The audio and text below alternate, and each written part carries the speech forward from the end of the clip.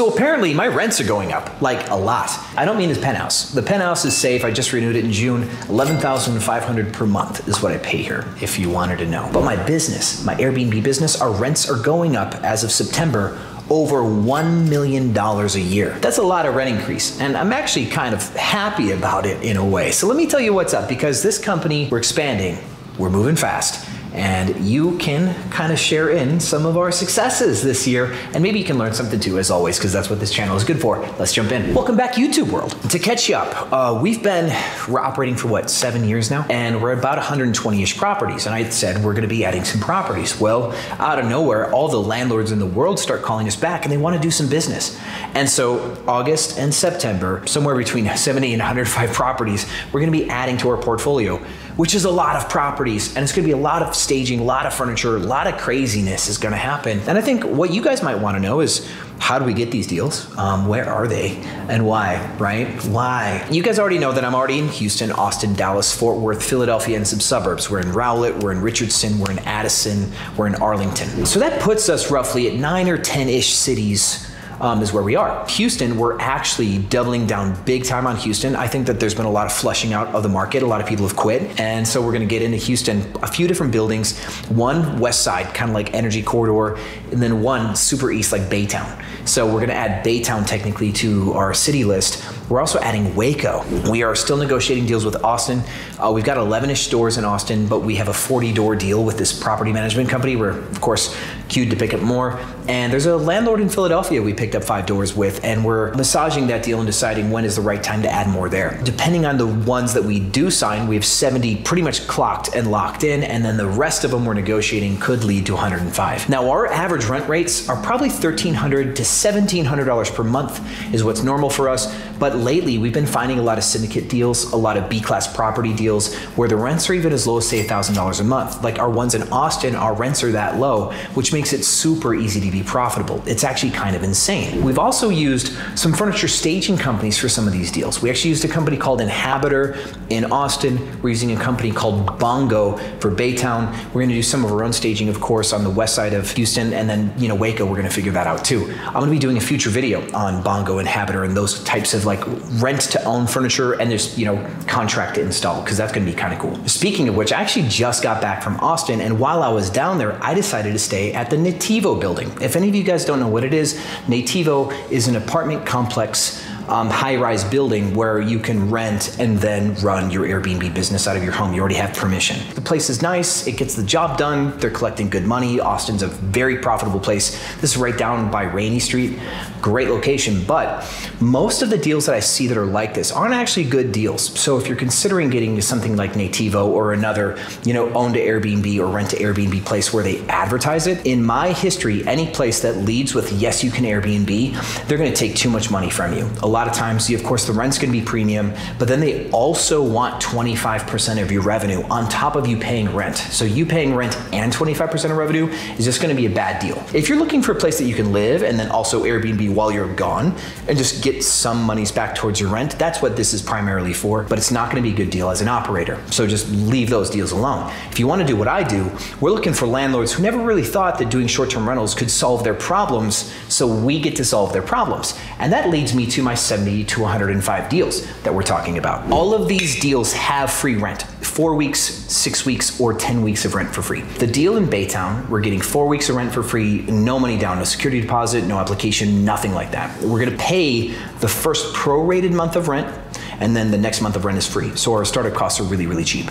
We're using this company called Bongo to do the staging. We buy all the furniture and then we pay them a flat rate per door. There is a building on the west side off of I-10 that we're picking up. This one was like pulling teeth. They wanted to give us $200 per door of like free rent concession. That was just absolutely trash. We're not gonna take only 200 bucks. I told Jason, the guy who runs my real estate and runs the acquisition, I'm like, we need to nail these guys harder. We need 4 or 6 weeks of rent for free. He pushed so hard and fought his tail off to get this deal done. And we were finally able to get to the point where they're gonna give us actually 4 weeks of rent for free. And we're doing 30 doors at that building. We were telling them, we'll take 10 doors if you give us, 2 weeks of rent for free. We'll take 40 if you give us 4. or 6. I think we said we'll take 40 if you give us 6. We ended up landing on 30 doors, 4 weeks of rent for free on all of those. So that's where we are on this deal. There's a deal that we're doing in Waco. The same owners of the building that we're doing in Baytown also own some property in Waco, and we're gonna try to get 6 weeks of rent for free on those, but we're absolutely certain we can get 4 based on the previous deal.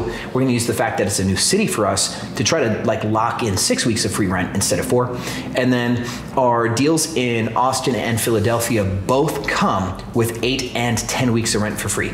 10 weeks in Austin, 8 weeks in Philadelphia. So as we grow with those deals, we're getting a lot of free rent. Some of you might go, Sean, you're nuts. Why would you pay $1 million in rent when you could pay $1 million in mortgages? Well, the honest answer is I can't get $1 million a year in mortgages. I just can't get that. There's not really many people who can. Think about the amount of doors we're picking up. If we pick up 100 doors in the next 3 months, name one bank that's gonna give you that many mortgages, right? They're not gonna be able to give you that. Yeah, we lose debt pay down, right? We lose appreciation and equity. And last year was good. I mean, Dallas went up 31% in a year. So people who did buy 18 months ago, they made out so good, right? You know, if we bought some properties 18 months ago, we would have done really, really, really well. Well, now considering the market is cooling down and prices are probably going to be like stale and flatline over the course of the next 24 months, maybe even pull back on average, we don't need it because we aren't going to get appreciation because we're going to be buying at the top of the bubble if we bought right now. So buying right now isn't even really a good idea anyway. But when we compare the math, if we pick up 100 doors, we're gonna spend about $6,000 per door on average, maybe $6,500 per door on average to get this all done. So we're talking about $600,000 to $700,000 is gonna be our startup cost for 100 doors. When you pick up a single house, let's say you're buying a 4-bedroom property, you're gonna put the 20% down and you're gonna buy the furniture, you're probably in for $100,000 per house. So you could get at best 7 houses for the 100 doors that we're picking up. Our net profit per door is probably gonna be $800 to $1,000 per door. So 1,000 times 100 is going to be $100,000 a month in net profit on these 100 doors. And those 7 houses that you buy, right, for the same $700,000 invested, right, because we're talking about like return on investment here.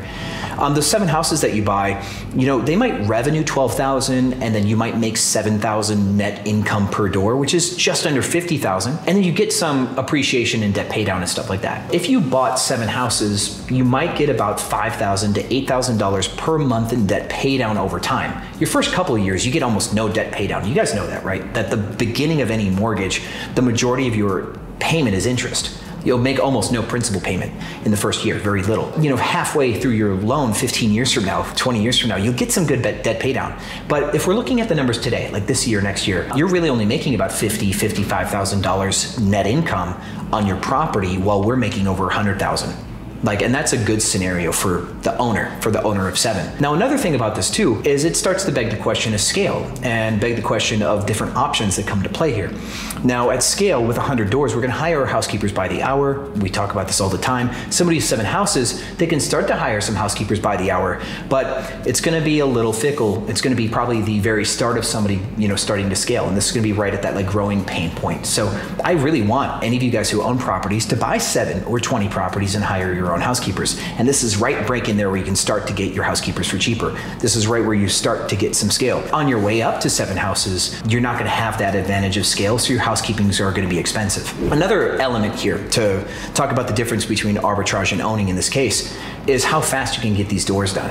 We're getting an apartment complex to give us 30 doors over 30 days. Another one is giving us 15 doors over 30 days. Another one will give us another 15 doors, probably in 2 stages, so probably within 30 days. And we're just gonna do these all in different cities, and we're just gonna en masse have 70 doors within 3 months. Staging 70 doors within 3 months is something that can be done because these units are so simple and so easy to duplicate. We just buy 70 couches, we buy 70 TVs, make it easy. If you're not a big company with scale and systems in place, buying a house, closing on the house, right? Getting the keys, going through that whole closing cycle, buying the furniture, setting it up. My friends, they take a month or 2 per property to get them done.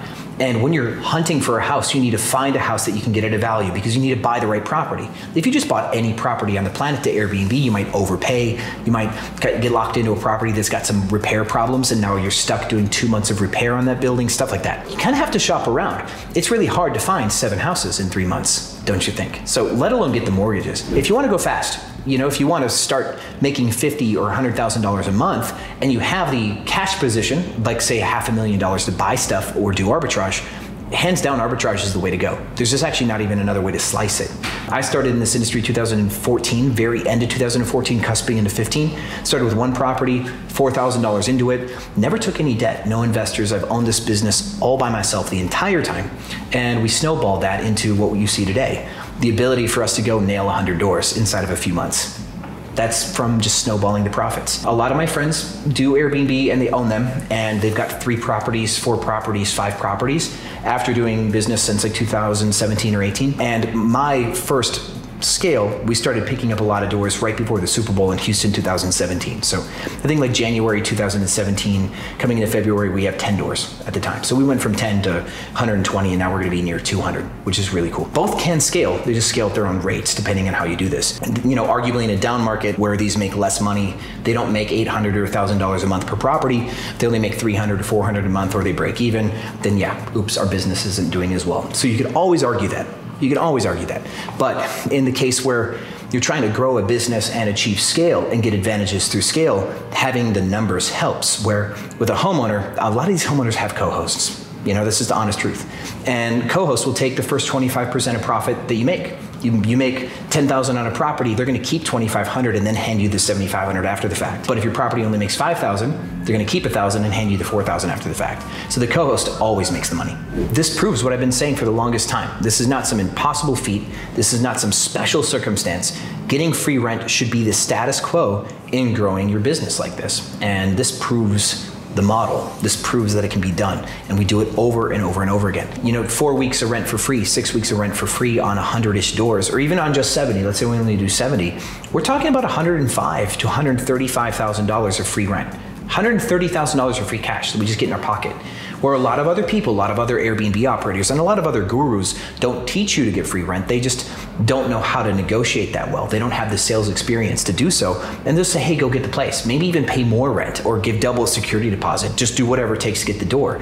And they put you on the bad end of a deal. But if you really focus on doing this well, you get on the good end of the deal. And that $130,000 of free rent that we get, it's just cash right back in our pocket. It's insta profit. Consider taking your next negotiation more slowly, looking for an opportunity to get the landlord to give you free rent instead. Because if you're desperate to get the deal, you're going to take whatever deal somebody gives you. And a landlord can tell. In a lot of cases, landlords have some negotiating experience, and they can tell that you're desperate to get the deal done, and they will ask you to pay a higher rent amount, or ask you to pay a bigger deposit, or ask you to pay the last 2 months of rent, or stuff like that. But if you come to the table prepared, and confident and solid, you can do a real good job negotiating, and actually have a 30-minute video on this YouTube channel on how to negotiate, like real deep dive on how to negotiate. If you want to do a better job with this, with what we do, getting free rent, go watch that YouTube video. And you can always ask me from some specific questions in the comments. Maybe it will inspire a new video on sales, persuasion, negotiation, free rent stuff.